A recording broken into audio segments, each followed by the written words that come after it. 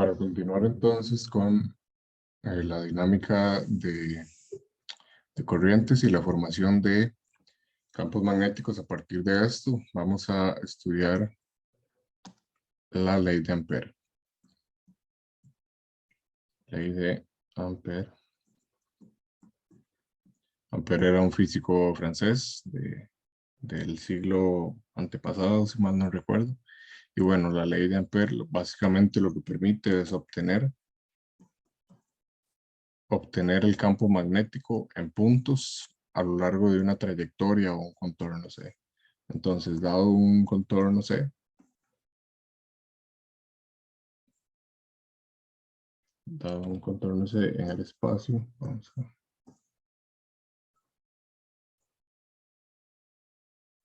Sí.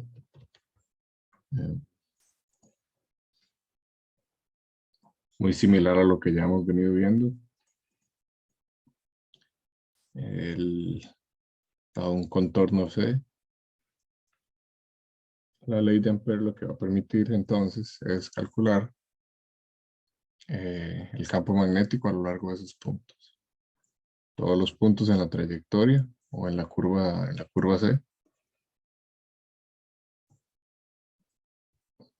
Va a permitir encontrar los puntos del campo magnético asociados a esa trayectoria. ¿Ok? Este contorno C se llama contorno amperiano.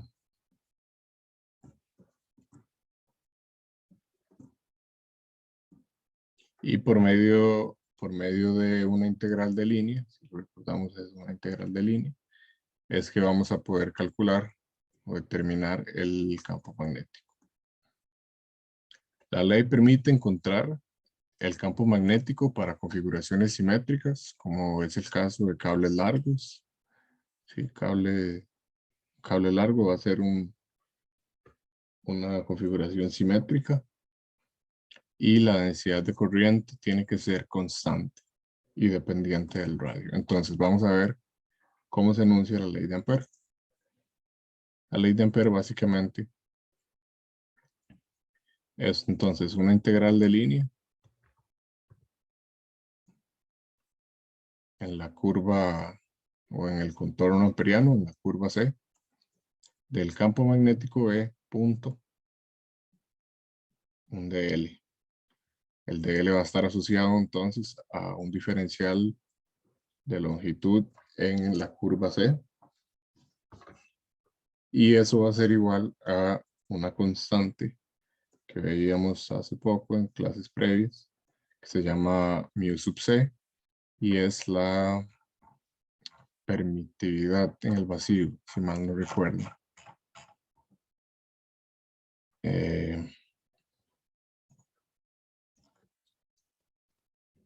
Entonces mu sub 0, perdón, y la corriente encerrada por la curva C. Esto es la permeabilidad del vacío, perdón, no permitividad. Y la corriente entonces se puede escribir como la integral sobre un área de la densidad de corriente por el producto punto, ojo, con el diferencial del vector de área.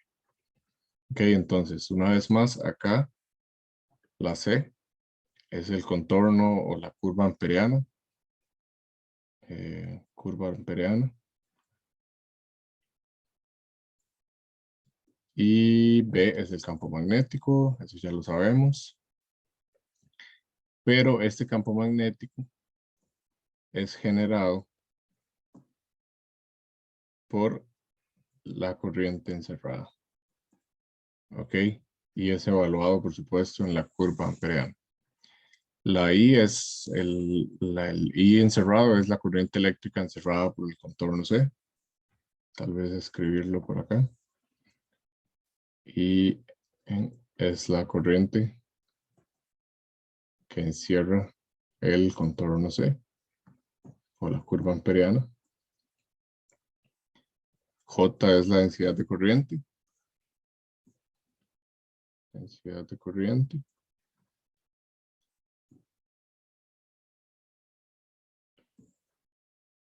Y esa densidad de corriente, por supuesto que va a estar asociada a la corriente encerrada. La dirección es, de hecho, la misma, es paralela al sentido de la corriente. A es el área A, es la superficie que crea,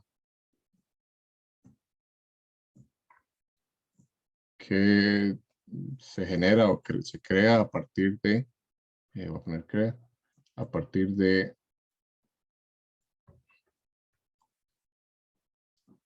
la curva C. Ok, entonces básicamente la curva C tiene que ser una curva cerrada. Aquí el ejemplo era en la curva verde era muy general, pero la curva tiene que ser una curva cerrada, ¿sí? No puede ser abierta. Curva C.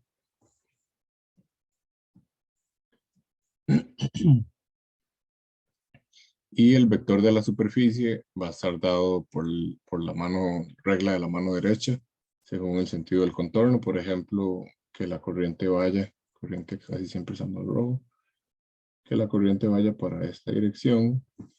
Entonces, esta dirección me da los dedos y la corriente, el vector ortonormal va a ser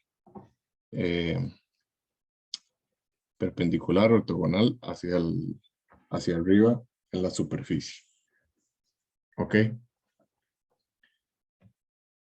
En la ley de Ampère se debe poner mucha atención a la corriente eléctrica y a esta dirección, porque esto es literalmente lo que va a definir el producto punto acá descrito.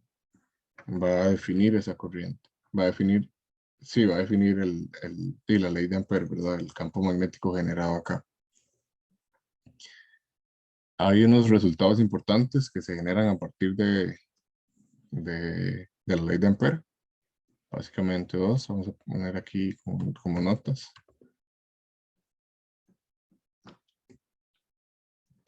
Y es que no se incluyen corrientes eléctricas que estén fuera de la superficie delimitada por el contorno. Entonces, corrientes fuera del contorno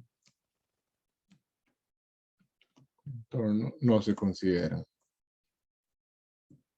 Y ahorita lo vamos a ver, consideran ejemplificado con un diagrama. Y la número 2, si no hay corrientes eléctricas encerradas, el campo magnético en todo el contorno es cero.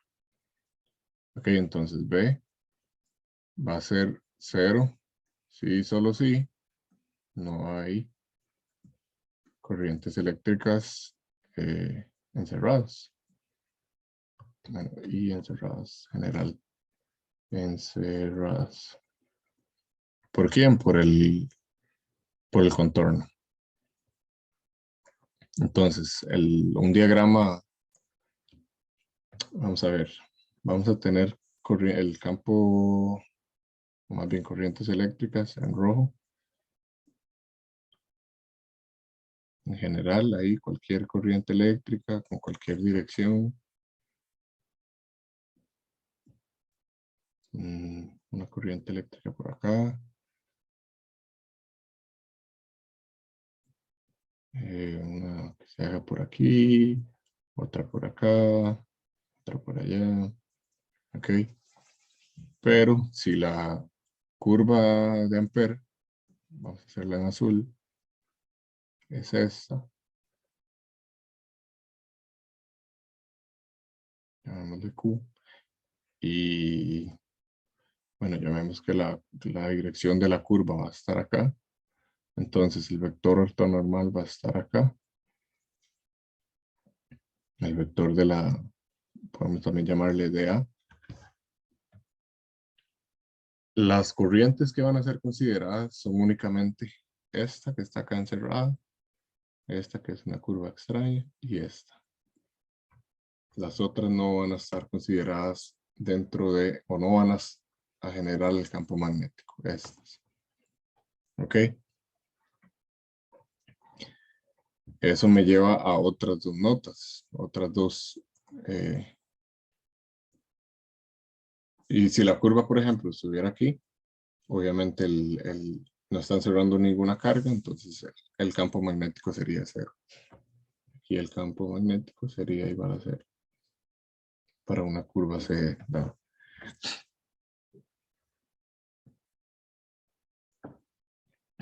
La corriente eléctrica,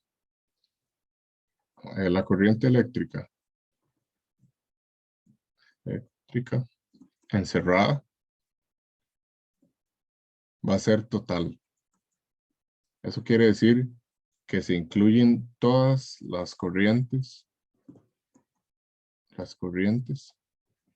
que están dentro de C. ¿Ok? Y por supuesto las respectivas orientaciones de cada una de las corrientes. Si esta está para acá, si esta va para esta dirección, esta va en la otra dirección, etc. Eso es muy importante. La orientación de cada corriente. Orientación de cada corriente. De cada I. Finalmente, el sentido del contorno C, es decir, el que está asociado a DA, ¿cómo podemos ponerlo? El DA, o el que hemos venido llamando, el O se pone así, el que hemos venido llamando N, va a ser la misma, va a tener la misma dirección, es decir, va a ser paralelo al DL. Es decir, el vector que veníamos acá arriba. ¿Ok? Ese es tienen la misma dirección, son paralelos. Y es debido a esta dirección y la regla de la mano derecha, lo que nos definen es el sentido positivo de la corriente eléctrica y del vector de área usando con la densidad de corriente eléctrica. Ok, repito eso. El sentido del contorno C, estos, sentido de C, y el sentido del vector de L, que es el mismo que el sentido del contorno C, y es por medio de esta dirección, que es la dirección de estos dos vectores, y la regla de la mano derecha, más regla de la mano derecha, que para todo lo hemos utilizado.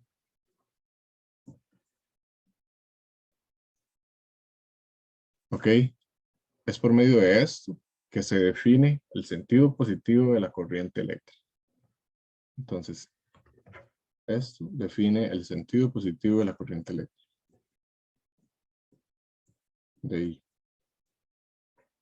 Y del vector de área, usado con la densidad de corriente eléctrica. Y del vector de área. Okay, que es este también que estaba acá. De estos puntos, por ejemplo, en la figura que estábamos viendo acá, si el contorno se escoge en el sentido mostrado, en el mismo sentido que estamos viendo acá, en este sentido, entonces todas las corrientes eléctricas que apuntan hacia arriba, como esta y como esta, serán positivas, ¿ok? Por la regla de la mano derecha. Sí, vemos que si hacemos, voy a ver si puedo dibujar acá una mano. La corriente, la dirección de la curva va para allá y las corrientes van para arriba, el pulgar, esa es la mano.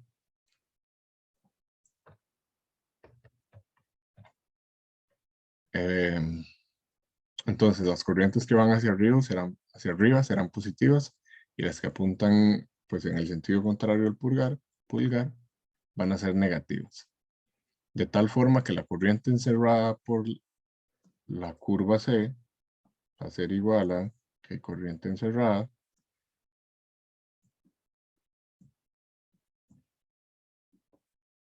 va a ser igual a I y va a ser igual a I encerrada es igual a, habría que ponerle el nombre tal vez. Si esta va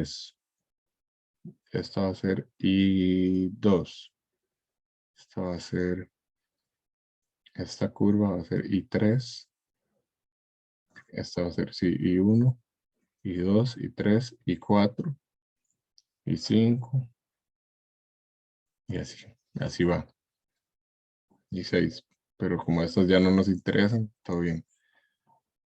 Y entonces esa corriente encerrada, ojo que solo estamos encerrando a I2, I3 e I4.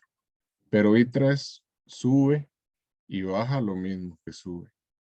Entonces se estaría cancelando las contribuciones de I3 porque vamos a hacerlo explícitamente. I2 va hacia abajo, entonces sería negativa. I3 tiene una parte que va hacia abajo y una parte que va hacia arriba, entonces positiva. E I4, como veíamos en la curva, en la figura, va hacia arriba, entonces sería positiva. I4. Aquí casi no se ve. I4. ¿Ok? Y esa sería la corriente total encerrada por la curva. Y esa sería la ley de Ampere. Esto que les voy a subir va a ser principalmente los conceptos teóricos para luego ya en la clase hacer problemas. Me interesa más ver los problemas en la clase y que surjan los problemas o las dudas, pues, durante clase. Además, los problemas son un poco largos para desarrollar, entonces esto se me haría más largo. A partir de acá, entonces vamos a saltar a otra ley, que es la ley de inducción de Faraday.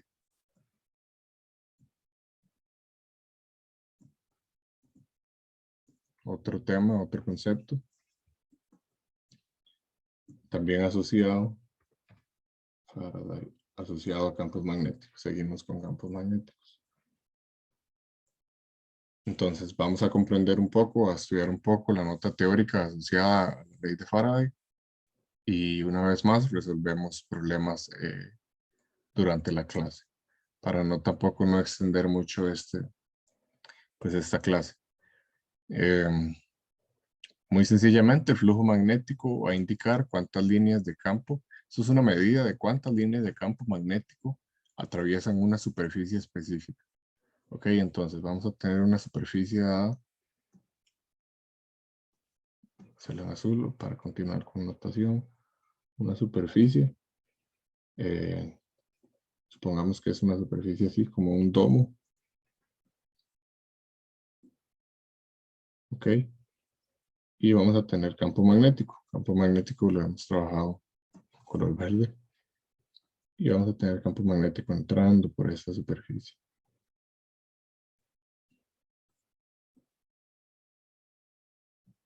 O la superficie visto desde otra perspectiva, la superficie está inmersa en un campo magnético.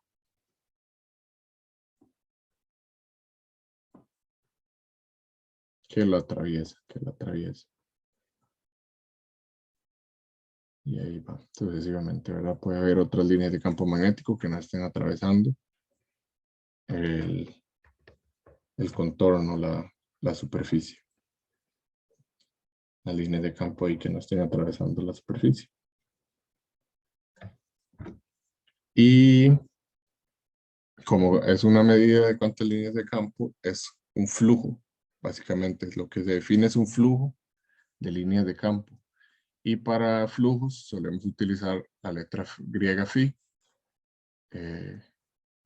Y eso es lo que nos va a determinar el flujo de campo magnético. Y está definido como el flujo de campo magnético va a ser igual a la integral del campo magnético por el diferencial o el vector de área asociado. Entonces, ese vector de área asociado, el de A, pongamos en palabras, es el vector de área asociado a la superficie en consideración. En este caso voy a ponerlo en azul para mantener notación a la superficie.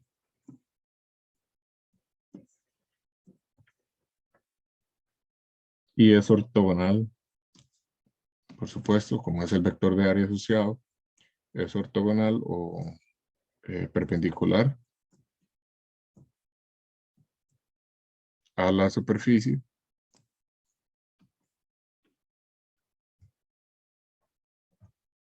La superficie.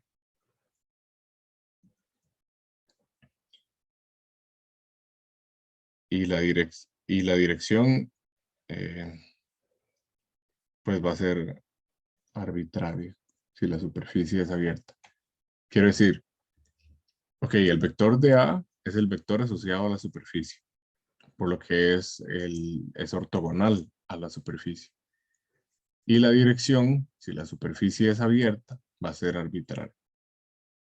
Ok, eso va a quedar más claro cuando veamos más problemas también. Pero, por ejemplo, si estamos en esta superficie, necesitamos que en cada uno de estos puntos ese vector sea ortogonal. Entonces, no todos los vectores de superficie van a ser los mismos en todos los puntos. Van a tener una dirección muy probablemente distinta dependiendo de la superficie en consideración. Finalmente, para las mediciones de flujo, en el SI, lo que se utiliza son unidades de Tesla por metro cuadrado. Ok, lo que tenemos es campo magnético en un área. Entonces, Tesla por metro cuadrado. También vamos a ver más problemas vamos a ver problemas cuando estemos en la clase, que me interesa más verlos a profundidad cuando estemos presencial. Para finalizar con un concepto asociado a la ley de Faraday, perdón, a la ley de inducción de Faraday, tenemos la ley de Faraday-Lenz, o Lenz, en alemán, e indica que el circuito, un circuito, ¿recuerdan circuitos? Sí, con fuentes, con resistencias, capacitores, etc. En un circuito, la fuerza electromotriz o la FEM, fuerza electromotriz, la FEM, inducida, la FEM que es inducida en un circuito, es igual a la rapidez con el flujo magnético, asociado al flujo magnético. Con el flujo magnético que atraviesa el circuito a través del circuito y cambia con el tiempo.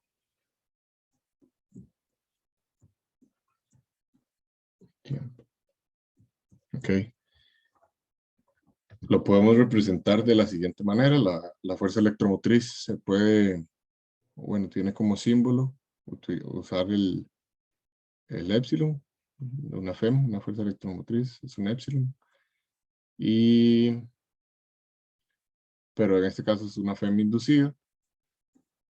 Es igual, entonces, a la rapidez con que el flujo B, me faltó un qué, con que el flujo B atraviesa el circuito, va a través del circuito y cambia con el tiempo. Es decir, es el cambio del flujo, me equivoqué acá, cambio del flujo del campo magnético a lo largo del tiempo. Y hablamos en términos de valores absolutos o de magnitudes. Okay.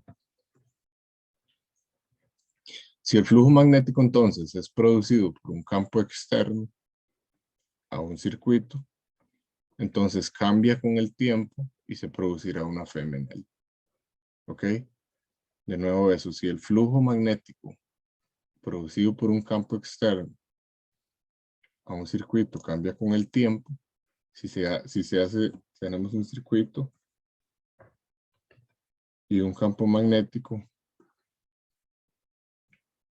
que va a cambiar con el tiempo, entonces es una función del tiempo. El flujo va a ir cambiando a lo largo del tiempo. Va a ser diferente.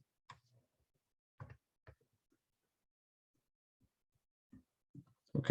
Entonces eso va a producir una FEM, una fuerza electromotriz inducida, que es esta, en el circuito.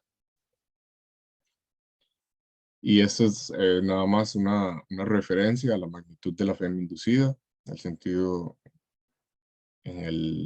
pues en el circuito, asociada una vez más al flujo que hay, al cambio de flujo que hay en el campo magnético a través de ese mismo circuito. Y con esto quedamos por acá para luego ver problemas en clase.